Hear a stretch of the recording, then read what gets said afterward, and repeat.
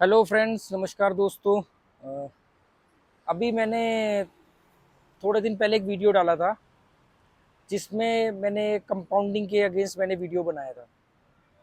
तो उसमें बहुत सारे लोगों के कमेंट आए, कुछ लोगों के बड़े नेगेटिव कमेंट आए। और जब भी मैं कंपाउंडिंग के खिलाफ वीडियो बनाता हूँ या कि कुछ ऐसी स्ट्रेटजीज की कोर्स क्यों बेच रहे हो या इसके ऊपर जब मैं वीडियो बनाता हूँ या इस बारे में बात करता हूँ, तो मेरे हेटर्स बढ़ जाते हैं कुछ दिनों में।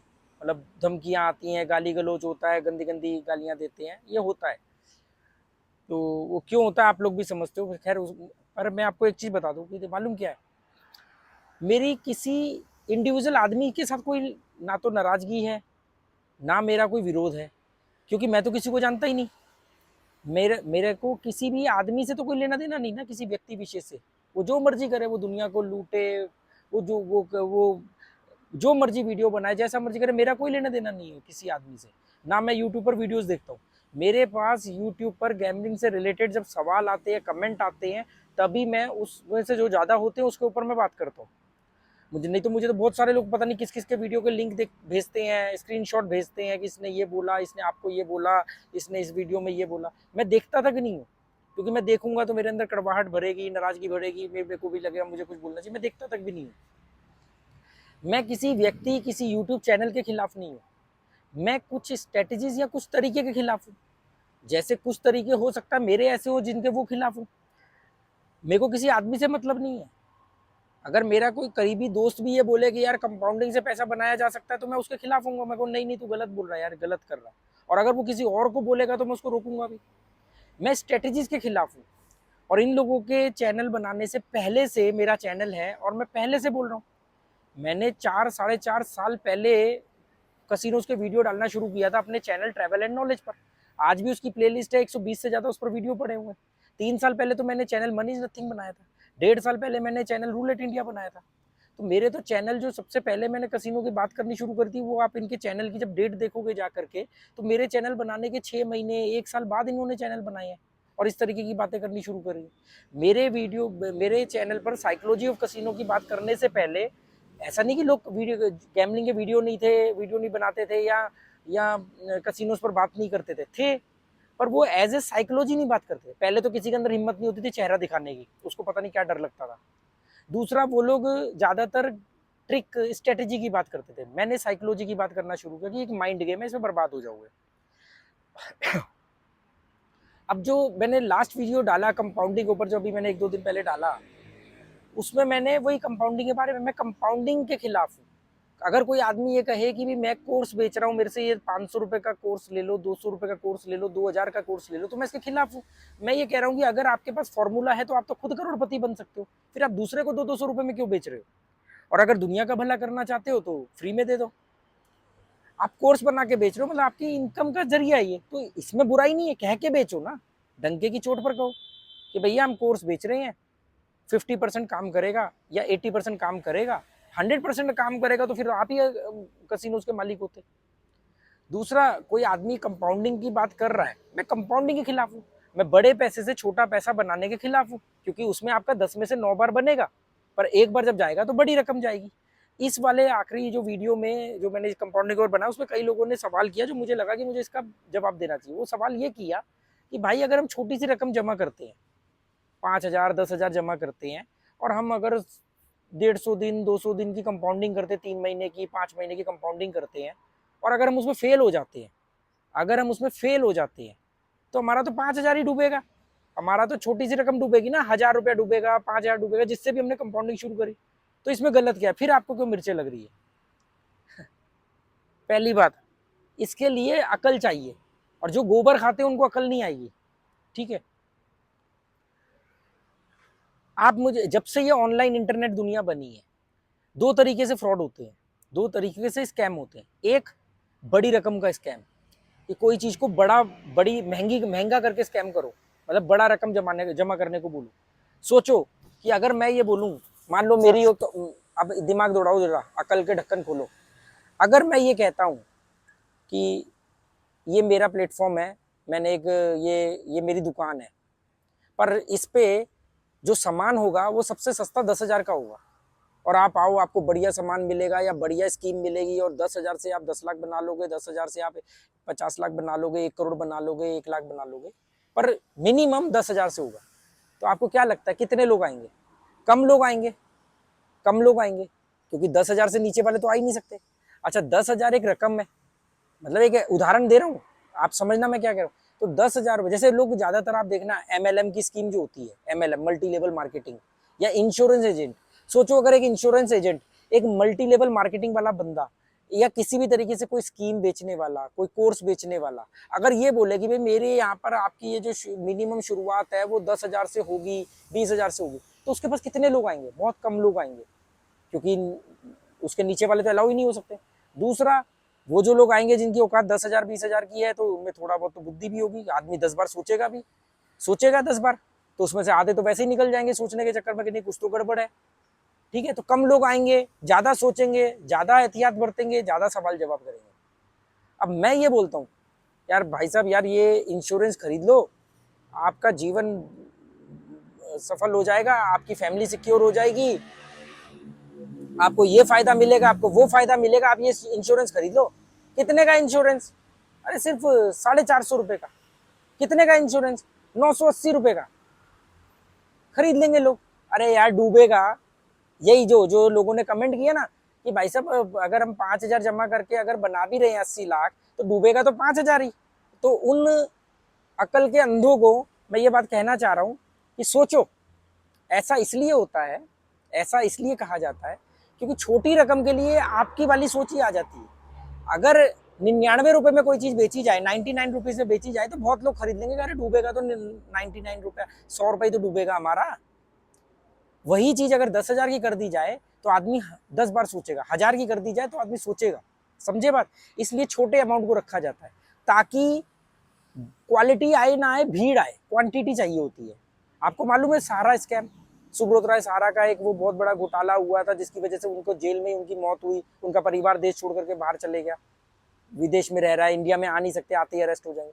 क्या था वो सारा घोटाला? बड़ा क्रिकेट के ऊपर चलता था, सहारा का लोगो हर जगह, सहारा सहारा के टीवी चैनल थे, सब कुछ था। क्योंकि उन्होंने ये पैसा कैसे बनाया? क्योंकि बैंकों के अंदर वही लोग जाकर के अकाउंट खुलवा सकते हैं जिनके पास आधार कार्ड है या पैन कार्ड है या डॉक्यूमेंट है पूरे। अब एक गांव का बंदा जो शहर में आकर के बेचारा छोले कुलचे बेच रहा है, छोटा मोटा खोमचा लगा रहा है, सब्जी बेच रहा है, कपड़े प्रेस कर रहा है, मोची है, कुछ भी है, वो पैसा तो ठीक ठाक कमा रहा है, पर वो बैंक में जाकर के अकाउंट नहीं खुलवा पा रहा, उसका डॉक्यूमेंट नहीं है। ये बात सहारा के टाइम के एग्जाम्पल की कर रहा हूँ। तो होता ये था कि सहारा ने बोला कि कोई बात नहीं, कोई डॉक्यूमेंट वॉक्यूमेंट नहीं चाहिए, जितना है उतना दे दो, डिटेल दे दो अपनी,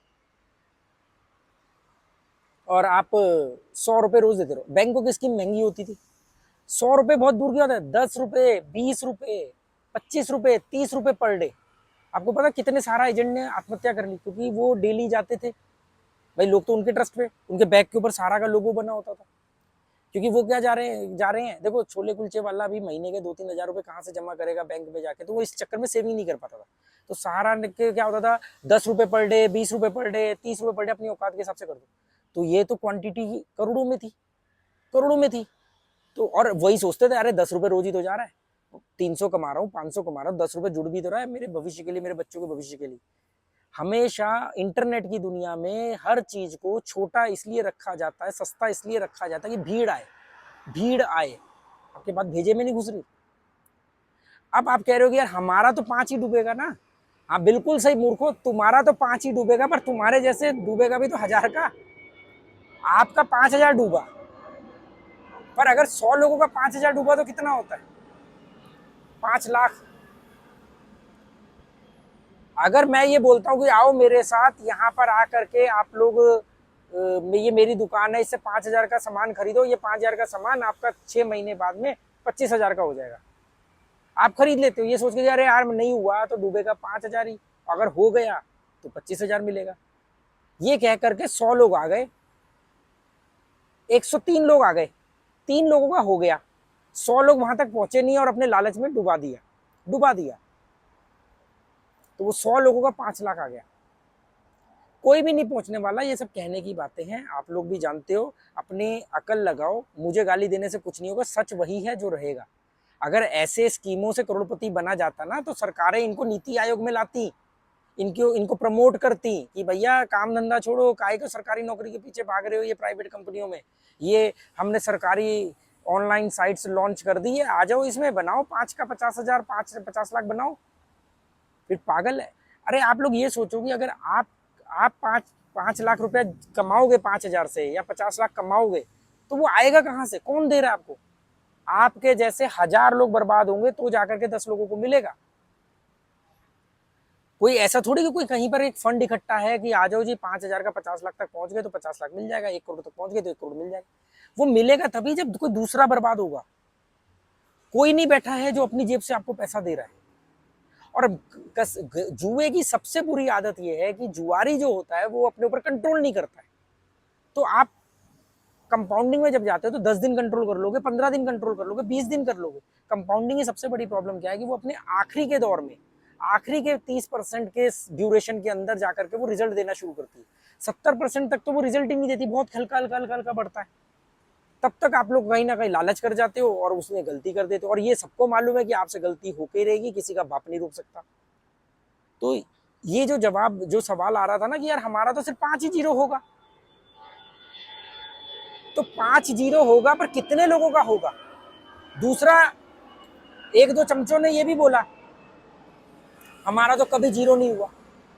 हाँ, आपका 5 जीरो नहीं हुआ होगा, आपने 5 का 15 कर लिया होगा, 5 का 20 कर लिया होगा, इतने लंबे दौर में जाके इतना ही किया होगा। 5 का 80 लाख करने वाला तो मुझे तो कोई मिला नहीं। अगर इतनी आसानी से सिर्फ 5 महीने 6 महीने अगर बैठ के किया जाए तो फिर तो दुनिया पागल है, पूरा वर्ल्ड पागल है। वो सरकार, दुनिया की इतनी अकलमंद सरकारें हैं, दुनिया में इतने कामयाब देश है, सब पागल हैं। सिर्फ आप ही लोग अकलमंद हो कि 5 का 50 लाख 80 लाख 1 करोड़ बनाओगे। हलवा बट रहा है क्या? कमाल की बात, अच्छी बात यह है कि मेरे उस वीडियो के नीचे 5% लोग थे जो इस चीज को सही मान रहे थे। बाकी 95% लोगों ने माना कि हाँ ऐसा नहीं होता है, बल्कि एंड में हम ही गलती करके डूब जाते हैं। गलती आप ही करोगे और ये सभी जानते हैं कि आपसे गलती होगी, इसीलिए तो बोला जा रहा है। और कमाल की बात देखो आपकी मूर्खता की, आप लोग जब अपना डुबा भी दोगे ना तो आप लोग दूसरे को दोष नहीं दोगे, आप कहोगे यार गलती तो हमारी है ना, हमने नियम फॉलो नहीं किया, गलती तो हमारी है ना कि हमने लालच किया। अरे ये तो जानते हैं कि गलती होगी क्योंकि लालच है दिमाग में। जुआरी के अंदर 2 ही तो चीज होती है, डर और लालच। हारने का डर, जीतने का लालच। जब तक जीत का लालच रहेगा तब तक हार का डर रहेगा। तो चाहे मेरे वीडियो देखो, चाहे किसी के वीडियो देखो, चाहे किसी के बाप के वीडियो देखो, आप रिकवरी नहीं कर सकते हो, जुए में करियर नहीं बना सकते हो। छोटे पैसे से बड़ा पैसा का मतलब ही 1/2 होता है। बड़े पैसे से छोटा पैसा बनाओगे तो भी बर्बाद होगा, और एंड रिजल्ट इसमें बर्बादी है। कई लोगों ने बोला अगर जुए का एंड रिजल्ट जरूरी जीरो ही है तो आप क्यों खेलते हो? तो पहले तो ये बता दो कि मुझे खेलते हुए कितने लोगों ने देख लिया। मैं तो जब कभी ऑनलाइन कोई रिकॉर्डिंग करके डालनी होती, स्क्रीन रिकॉर्डिंग, तब प्ले करता हूँ। कितना डालता हूँ? 3,000 5,000। ऑनलाइन मेरी दिलचस्पी नहीं, मेरे से 10-15 सेकंड में बैटरी नहीं लगती है। ऑफलाइन कसिनो में खेलता हूँ, पर मैं ऐसे देशों में रहता हूँ जिन देशों में ऑफलाइन कसिनो होते ही नहीं है। अब मुझे जुआ खेलने की जरूरत नहीं है क्योंकि मेरे पास और कई इनकम सोर्स है, तो मैं जुए से, हाँ कोविड के बाद मैंने अपना घर चलाया था 1.5 साल। 1-2 लोगों ने बोला अच्छा आपने भी तो कोविड के बाद घर चलाया था, हम अगर कर रहे हैं तो क्या दिक्कत? अरे तो मेरे जैसे बन जाओ। मैंने तो फिर कश्मीर से कन्याकुमारी तक साइकिल भी चलाई थी, आप लोग चला लो। मैंने नेपाल से इंडिया, काठमांडू से दिल्ली तक आने वाला मैं हूँ साइकिल से, आप लोग भी आ जाओ। मैंने 10 साल सिगरेट पीने के बाद में एक झटके में छोड़ दी, आप भी छोड़ दो। मेरे दिमाग के ऊपर नियंत्रण है। जब मेरे को मालूम होता है कि आज मेरी सारी बेट आ रही है और मेरा 1,000-3,000 हो गया, मैं तब भी अपने घर आ जाता था। आप लोग आ जाओगे? आप तो कहोगे आज तो 30,000 लेके जाऊंगा, 30,000 होंगे, कहोगे 3 लाख लेके जाऊंगा और फिर सब जीरो कर दोगे। मैं नहीं करता था। मैं आज भी अपना पैसा देखता हूँ, अगर आधे पौने घंटे के अंदर बढ़ गया तो ठीक है, नहीं तो जितना बचा तो उतना लेकर के आ जाता हूँ। आप लोग रुक जाओगे? नहीं रुकोगे। तो ये मत बोलो कि आपने किया, आपने ऐसा किया। हर आदमी अलग अलग होता है। मैंने बोला 2 से 3% लोग होते हैं जो इसमें अपना चला लेते हैं, इंतजाम कर लेते हैं, और वो भी वो होते हैं जो पहले हारे होते हैं। मैं उन 2 से 3% में हूँ। 10 साल सिगरेट पीने के बाद एक झटके में सिगरेट छोड़ दी थी। आखिरी सिगरेट 13 सितंबर 2009 को पी थी। कश्मीर से साइकिल लेकर के चला था, कन्याकुमारी तक पहुंचा 51 दिन में 4,384 किलोमीटर बिना पैसों के। आप लोग चला लोगे क्या? सड़कों पे सोया, जंगलों में सोया। तो ये मत बोलो। मैं हिंदुस्तान से बाहर रहता हूँ, जिम जाता हूँ, अपने होटल के अंदर रहता हूँ, एक्सरसाइज करता हूँ, स्विमिंग करता हूँ, हेल्दी खाना खाता हूँ, कोई किसी तरह का नशा नहीं करता, किसी तरह का मेरे को कोई ऐब नहीं है। आप लोग ऐसी जिंदगी जी लोगे? 75 किलो वजन से मैं 56 किलो पर आ गया हूँ। आप लोगों के अंदर है इतना वो? तो ये मत बोलो कि आप करते थे, मैं जो करता हूँ फिर वो भी कर लो, फिर सारी चीजें। जुए को जस्टिफाई करना बंद कर दो अगर जुए में बर्बादी से बचना है तो। अगर आपसे गलती हुई है, आप गलत सोच रख रहे हो, तो इसको एक्सेप्ट करो। किसी भी चीज से निकलने का सबसे पहला जो स्टेप है वो है एक्सेप्टेंस, कबूलनामा कि हाँ हम गलत सोच रहे हैं। लालच में मत आओ, अपने लालच को जस्टिफाई मत करो। आपने भी तो किया था, आप भी तो, मैंने तो अब जुआ छोड़ दिया, मैं तो बहुत कम खेलता हूँ। इंटरटेनमेंट के लिए जाता हूँ अपनी फैमिली के साथ, गोवा में 2-2 3-3 महीने में जाऊंगा, अपनी फैमिली के साथ जाऊंगा, बढ़िया खाना पीना खाऊंगा, एंजॉय करूंगा, जितनी रकम जीरो कर सकता हूँ उतनी रकम लेके जाऊंगा। बढ़ जाए तो ठीक, जीरो हो जाए तो भाड़ में जाए, आ जाता था अपने घर। आप लोग कर लोगे ऐसा? मैं ऐसे देशों में 4-4 महीने, 4 महीने से मैं थाईलैंड में रह रहा हूँ, यहाँ कसिनो नहीं है। मैं हांगकांग गया, वहाँ कसिनो नहीं है। मकाऊ गया था, वहाँ कसिनो है। मकाऊ का भी एक वीडियो डालूंगा जिसमें मैंने विड्रॉल किए हैं, सैकड़ों टिकट की वीडियो होंगी उसमें, सैकड़ों टिकट होंगी, क्योंकि मैं small small win, small small withdrawal. जैसे मैंने मान लो $100 डाला, जैसे $100 $130 हुआ, $30 निकाल लिए, जैसे $150 हुआ $50 निकाल लिए, क्योंकि मुझे मालूम है एंड में तो $100 जीरो ही होगा। जब वो जीरो होता है तब तक मैं देखता हूँ हाँ यार 100 डाला था, 250 निकाल लिया, 300 निकाल लिया, आखिरी का 100 जीरो हो गया। आप लोग कर लोगे ऐसा क्या?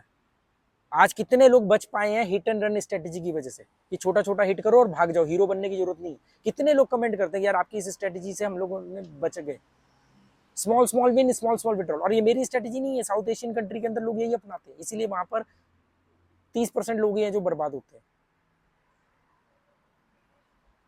नहीं 30 नहीं, सॉरी उल्टा बोल गया, मतलब 30% के करीब लोगों का रेशो है जो वो प्रॉफिट में रहते हैं। हिंदुस्तान में वो 3% का रेशो है, क्योंकि इमोशनल फूल है, दारू पी के जुआ खेलते हैं। यहाँ पर लोग दूध पी के जुआ खेलते हैं, माइलो पीते हैं, जूस पीते हैं, शराब नहीं अलाउ है। कसिनो के अंदर गैम्बलिंग करते टाइम अब शराब नहीं पी सकते, हमारे यहाँ तो शराब परोसी जाती है। फिर किसी ने एक ने बोला कि यार मैं उन लोगों की कामयाबी से जलता हूँ।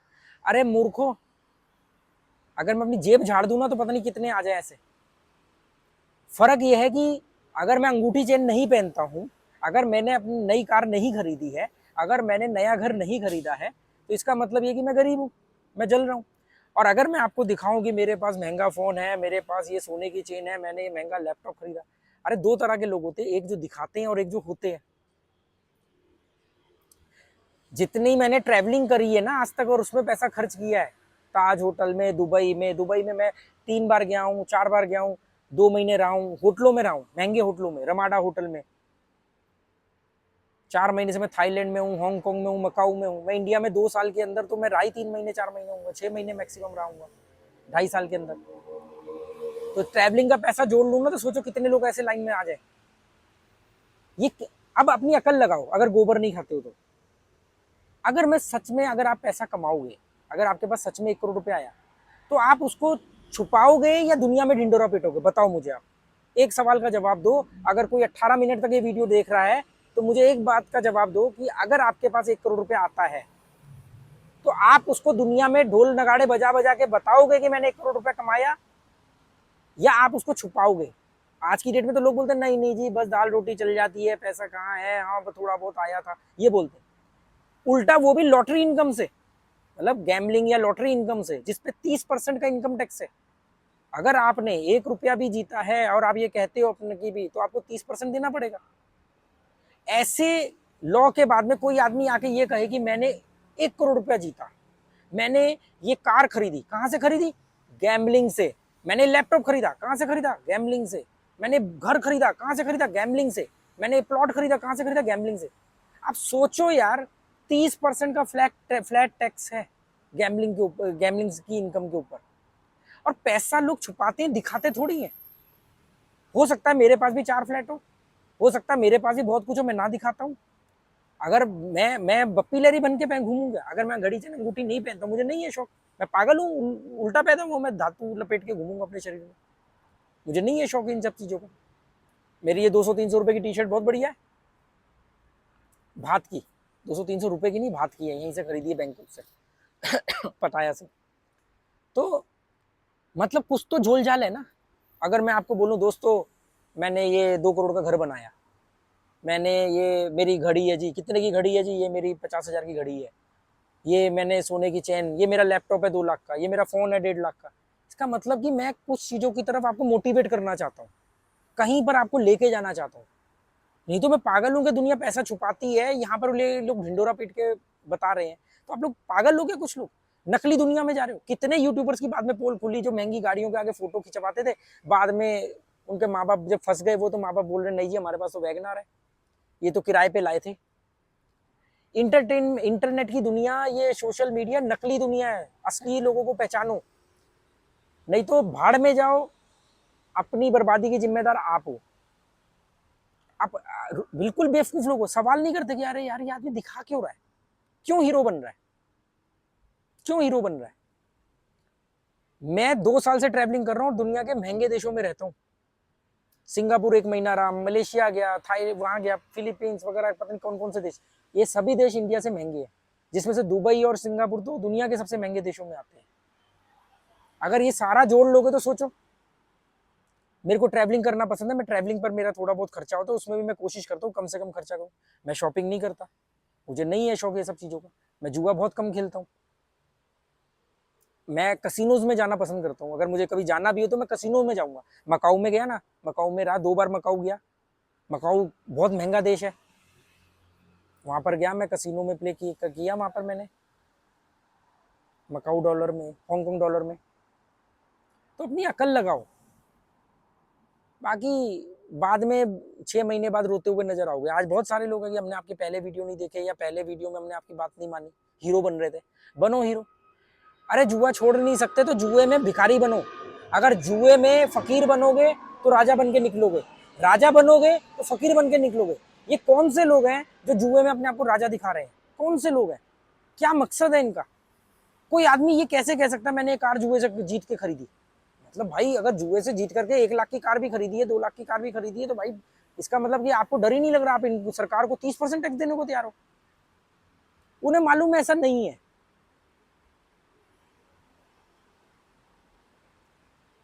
बाकी उनकी इनकम है, और वो इनकम किसी और तरीके की है, और वो इनकम जो है उसको वो शो ऑफ कर रहे हैं। पैसा उनको भी चाहिए, पैसा मुझे भी चाहिए। मैं भी आप लोगों को बेवकूफ बना रहा हूं, वो भी बना रहे हैं। मैं अपनी नैतिकता के साथ बैलेंस करके चल रहा हूं। मैं किसी इंडिविजुअल आदमी के खिलाफ नहीं हूं, मुझे किसी यूट्यूब चैनल से मतलब नहीं, किसी यूट्यूबर से कोई मतलब नहीं है, ना मैं उनको जानता हूं, मुझे तो उनके नाम तक भी ढंग से नहीं पता होंगे, मैंने उनके वीडियो भी नहीं देखे हैं। मैं स्ट्रेटजीज के खिलाफ हूँ, मैं तरीके के खिलाफ हूँ, और वो मैं उनके यूट्यूब पर पैदा होने से पहले था, आगे भी रहूंगा। मैं तो गवर्नमेंट के खिलाफ भी बोलता हूँ, मैं तो धर्म के खिलाफ भी बोलता हूँ। अगर मुझे किसी धर्म में या किसी भी धर्म में कोई भी कमी दिखती तो मैं उस पर बात करता हूँ। सरकार की किसी स्कीम पर कोई कमी दिखती तो मैं उस पर भी बोलता हूँ। मैं तो बोलता हूँ कि बैंक मुखबिर है आपका, आपके अकाउंट फ्रीज बिना बैंक की इंफॉर्मेशन के होते ही नहीं है। किसी भी आदमी पर इनकम टैक्स की रेट तब तक नहीं बढ़ती है जब तक बैंक को इन्फॉर्म नहीं करता। बैंक मुखबिर है सरकार का, इनकम टैक्स एजेंसी का। इंश्योरेंस एक स्कैम है, सिबिल स्कोर को बढ़ावा देना एक स्कैम है, लोन बांटना, बैंकों की ऐड आती है लोन ले लो, घर ले लो, ये ले लो, सब स्कैम है। मैं तो गवर्नमेंट के खिलाफ भी बोलता हूँ, मैं तो रिलीजन के खिलाफ भी बोलता हूँ। मैं एक ही धर्म को मानता हूँ, इंसानियत के धर्म को। इंसानियत के धर्म के अलावा मैं किसी धर्म को नहीं मानता हूँ। मुझे कोई मतलब नहीं है, कोई हिंदू है, कोई मुसलमान है, कोई सिख है, कोई ईसाई, मुझे कोई लेने देना नहीं। कोई काला है, कोई गोरा है, कोई गाँव का है, कोई शहर का है। आदमी अच्छा है, आदमी है, इंसान है, तो मतलब पहले तो ये हमारा एक ही धर्म है कि इंसान इंसान है, तो ये धर्म मैच करता है। आदमी अच्छा है तो जरूर बातचीत होगी, आदमी बकवास है तो भैया दफा हो जा। मैं भगवानों को नहीं बेचता हूँ कि भगवान का नाम लेकर के गेमिंग ऐप का नाम रख लो, भगवान का नाम लेकर के बात शुरू करो, टीका वीका लगा लो, अपने आप को धार्मिक सात्विक दिखाओ। नहीं, मैं बदतमीज हूँ, मैं जैसा हूँ मैं ठीक हूँ, मुझे नहीं अच्छा आदमी बनना, मैं जैसा हूँ ठीक हूँ। समझ में आए तो ठीक है, वरना आपकी मर्जी। Okay, good bye, thank you.